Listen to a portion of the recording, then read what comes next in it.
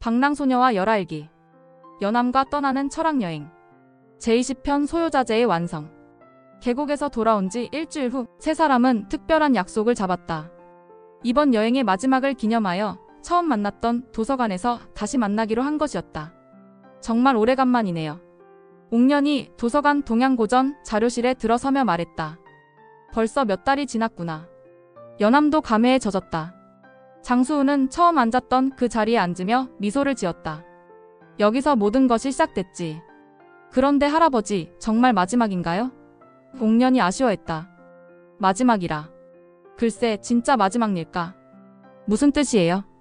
장자의 마지막 가르침을 들으면 알게 될 거야. 세 사람은 도서관 옥상 정원으로 올라갔다. 서울 시내가 한눈에 보이는 곳이었다. 여기서 마지막 이야기를 해주지. 장수훈이 벤치에 앉으며 말했다. 어떤 이야기요? 소요자재에 대한 이야기야. 소요자재. 자유롭게 논인다는 뜻인가요? 맞기도 하고 틀리기도 해. 좀 더 깊은 의미가 있어.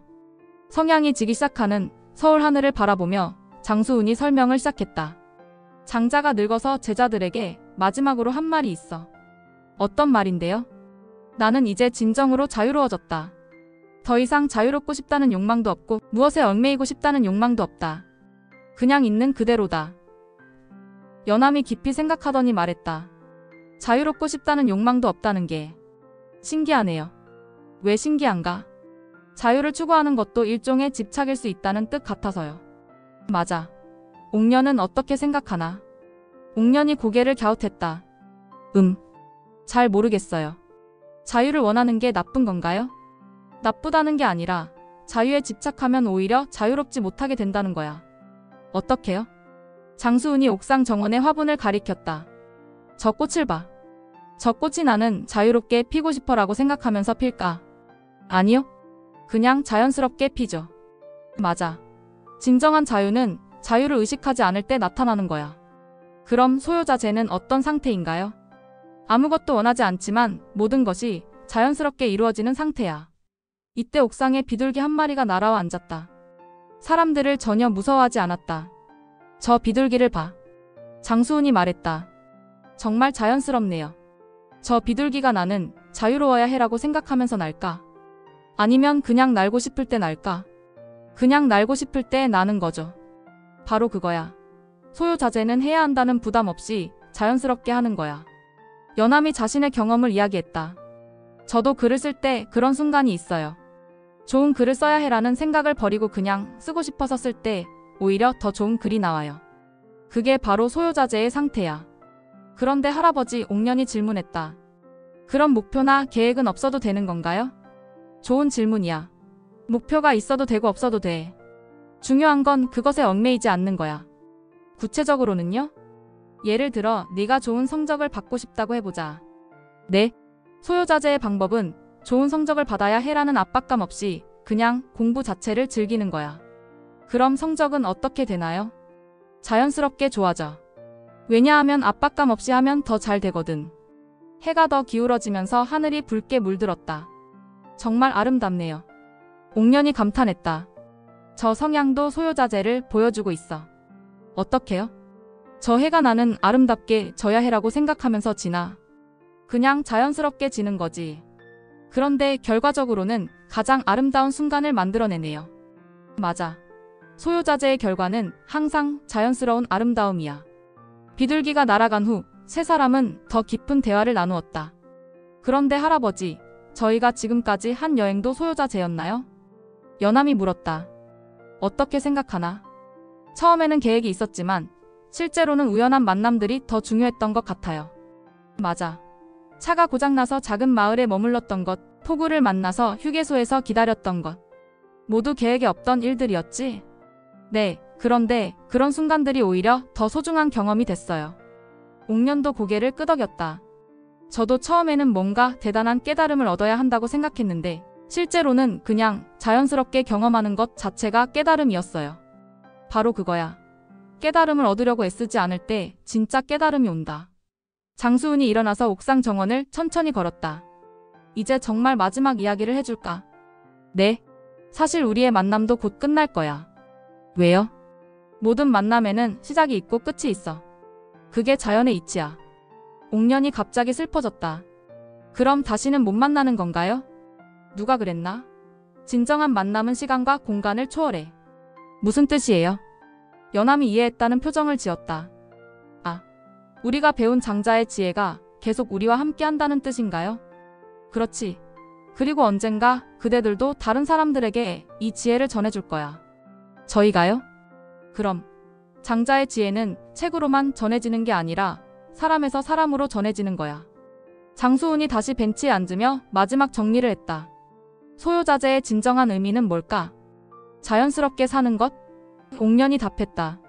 맞아. 그리고 애쓰지 않으면서도 최선을 다하는 것. 연암이 말했다. 좋아. 그리고 시작과 끝에 얽매이지 않는 것. 훌륭해. 마지막으로 두 사람이 생각하더니 함께 말했다. 매 순간을 소중히 여기는 것. 완벽한 답이야. 밤이 되자 도시의 불빛들이 하나둘 켜지기 시작했다. 정말 아름다운 밤이네요. 옥년이 말했다. 이 순간도 다시는 오지 않을 거야. 하지만 슬퍼할 필요는 없어. 왜요? 매 순간이 새롭고 특별하니까. 어제의 아름다움과 오늘의 아름다움은 다르고 내일의 아름다움도 또 다를 거야. 연암이 감회에 젖어 말했다. 250년 만에 이런 경험을 할 수 있어서 정말 감사해요. 저도요. 할아버지를 만나지 못했다면 평생 모르고 살았을 거예요. 장수훈이 웃었다. 고맙다는 말은 내가 해야 할 것 같은데. 덕분에 장자의 지혜가 또 다른 세대에 전해졌으니까. 그럼 정말 이제 끝인가요? 끝이자 시작이야. 그대들의 진짜 소요자재는 이제부터 시작되는 거거든. 무슨 뜻이에요? 이제 혼자서도 장자의 지혜로 살아갈 수 있다는 뜻이야. 더 이상 누군가에게 의존하지 않고 자연스럽게.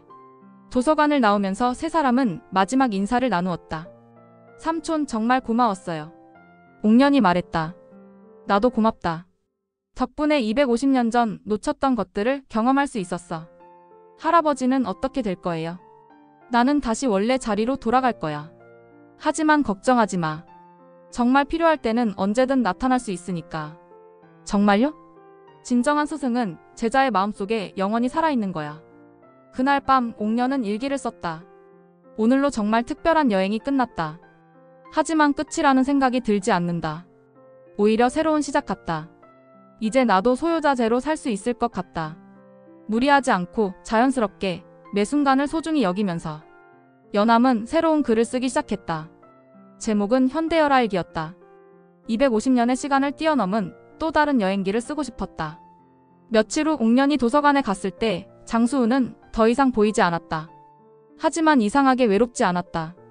마음속에서 여전히 그의 목소리가 들렸기 때문이었다. 돈은 어디에나 있다. 자연스럽게 살아라. 매 순간을 소중히 여겨라. 몇 달 후 옥년은 철학가 후배들에게 장자에 대해 이야기해주고 있었다. 장자 철학의 핵심은 소유자재예요. 자유롭게 논의는 거죠. 어떻게 하는 건데요?